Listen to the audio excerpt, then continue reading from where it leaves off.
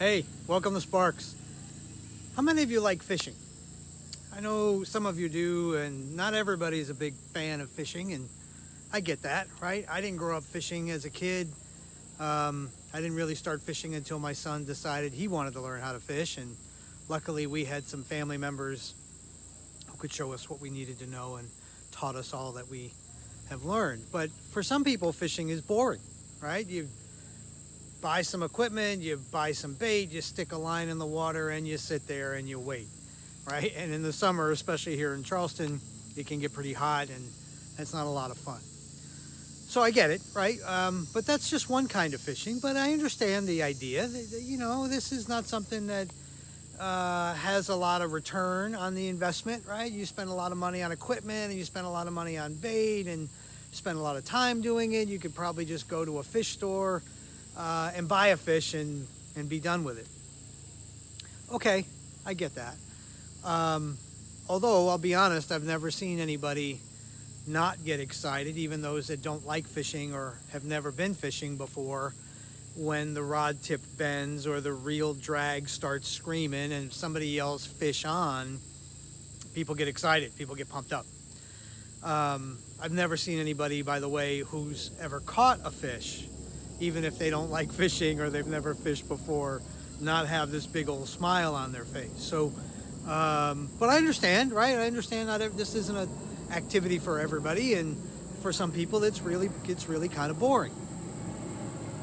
I would say it might depend on how you use the time. See, we've gone on some crazy good vacations over the years, and every time we go, we try to organize a fishing charter. And I remember one time, my son Connor and I and one of his oldest friends, Owen, and his dad were in St. Martin on a family vacation together. And we went on a fishing charter. And we were trolling for hours. Nothing, right? And the waves weren't so easy, so it was kind of bumpy. Nothing. And then Connor hooks into a wahoo, which is a big fish that they tend to fight a lot, and they're really fun to catch. And my first thought after we pulled the thing in the boat, and I got pictures to show you, was, okay, now we got to get one for Owen. Nothing, right? It had nothing, right? And so we're near the end of the charter, and all the time Owen was saying, well, we're not going to catch anything. This isn't going to work. And I kept saying to him, no. Let's pray. Let's be optimistic. Let's say a prayer, because God answers prayers. Sometimes the answer is no, but let's pray that there's another fish out there for you, because it's not normal that you get skunked like that. Normally the fishing guides will take you someplace where you'll catch something. And this was just after a storm, so it was hard to catch. So we're praying, and all of us are praying. And Owen's kind of skeptical, and he's mad, right?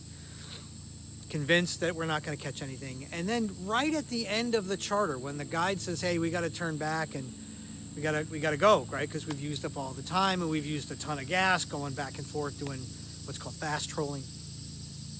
Boom, another wahoo. And as it turns out, it was almost the exact same size and weight of the one that Connor caught. What a great story. What a great experience. Even Owen cracked a smile by the time it was over. Right, and we got photos of the two of them holding their wahoo. I'll show them to you in a second. So what a great experience! What a great opportunity! Now, yeah, each fish probably cost Matt and I $400, but what an opportunity and what a moment, teaching moment for the guys. So I think fishing can be boring based on what you do with it, how you use the time. Connor and I have had some of the best conversations we've ever had while fishing, even when we haven't caught anything. And I think fishing gives people the opportunity to kind of slow down and to sort of catch their breath and talk about what's on their heart and what's on their minds. In this crazy, fast-paced world we live in, we probably need to do more of that. But some of those conversations he and I have had have been just unbelievably fruitful and productive. So there's that. And as part of this life group thing that we're doing, I hear lots of middle school kids and high school kids too tell me the same thing about church. Church is boring. Church is irrelevant. Church is lame. Why do I need to go? The only reason I'm going is because my parents are making me.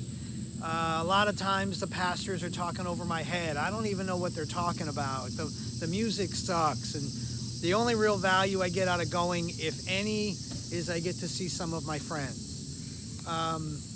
But why do I need to go, right? And they're not wrong about that. Lots of people, adults too, are feeling the same way about church. And there's a good reason why so many kids, when they turn 18, walk away from the church. And you hope they come back, but they're walking away because it's irrelevant and it's boring. So I get that. I've been bored at church, right? A lot. And so I can't be like the only person who feels that way. Maybe you felt that way. Maybe you do feel that way. Maybe you hate going to church. So let me ask you this question. Why even go? Right? What's the purpose of going to church? Let me ask you another question. Do you go to the dentist regularly? Do you go to the doctor on a regular basis? Do you go maybe get a massage on a regular basis? Maybe you have a personal trainer that you see once a week. Maybe you go see a chiropractor. Maybe you have a counselor that you talk to about problems that you're having on a regular basis. Why do you do that? Checkups, right? We're going to these people partly for their expertise and their understanding and their insight, but partly we're going to sort of make sure we follow through on the things that we know that are good for us. We know that we're supposed to. And maybe if we were left to our own devices, we wouldn't do it on a regular basis. So we go to these people. We go get a checkup.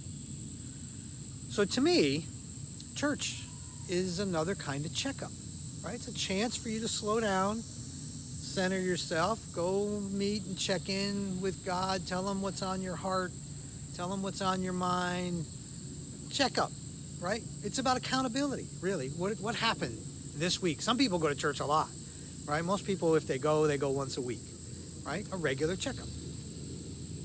So for me, when I go for these checkups to church, I go and I typically don't pay attention to the sermon, and I typically don't listen to the music. If I'm being really honest, sometimes it's really powerful. Sometimes the music is really good and it moves you in ways you don't understand, or sometimes the message will hit you hard and you go, holy cow, that was for me.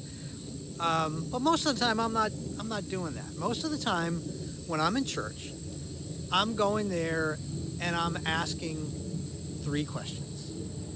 I'm saying 3 things to God. I'm saying please, I'm saying thank you, and I'm saying I'm sorry. And so I want to ask you, I want to talk about those for a minute. And I'm going to invite you to think about if your church experience would change if you asked those 3 questions when you're at church. And maybe that would change your church experience, and maybe it would be more relevant. Maybe it wouldn't be so boring. So when I do this, I ask God, I think about the people I care about, my family, my friends. I think about the people I worry about, the ones I'm concerned over about their health and their other situations they're in. So I ask God, hey, can you go in and help them? Can you heal their body, heal their minds, heal whatever's on their hearts? Help them to learn what you're trying to show them. Help them to learn know who you are and how you work. It's okay to ask God for things. Especially it's okay to ask God for things for other people on their behalf. So I spend a lot of time saying, please, God, can you help this person? Can you help them with patience, with kindness, with humility, with whatever? The physical ailment they're having, the anger issues that they're dealing with. Help them with their marriage, help them with their friends and their situation at school, all of those kinds of things. So there's that. I also spend time thanking God by saying thank you, right? I call it sort of this attitude of gratitude. I know that's cheesy, but it helps me to remember. I did the Spark on all the Karens and Kyles that we see in the world today, and we're pretty privileged, we're pretty entitled, we're pretty arrogant about a lot of things. And we need to sort of shift that, because that's not good for us either. We've become our expectations are too high, and we don't think about all the things that God has given us. We're incredibly blessed in so many ways, and we never really take the time to sort of say, hey, thanks. I appreciate what you did for me. I appreciate what you're doing for me. I appreciate what my outlook and my future looks like. And we just need to get into that habit. And so I spend a lot of time saying thank you for all the things, the good things and the bad things, because the bad things are often signs that God's working on me in some way. He's trying to teach me something. He's trying to change my character or get me ready for what's coming. Remember, there's no accidents. There's no mistakes. Everything's an opportunity. Everything's a lesson. Everything's an example. So we need to sort of pause for a minute and take time and say thank you for all of it, the good and the bad. And for some of us, and you may be one of those people, we've lost our perspective on that. On your worst day, there are millions of people that would jump into your place, into your life in a second, given where their lives are at this particular point in time. And we forget that. We tend to think only in terms of how this impacts us. Well, things are really, really good. No matter how bad you think they are, they're still better, and there's still plenty of people that would do anything to have your life. So we think about that.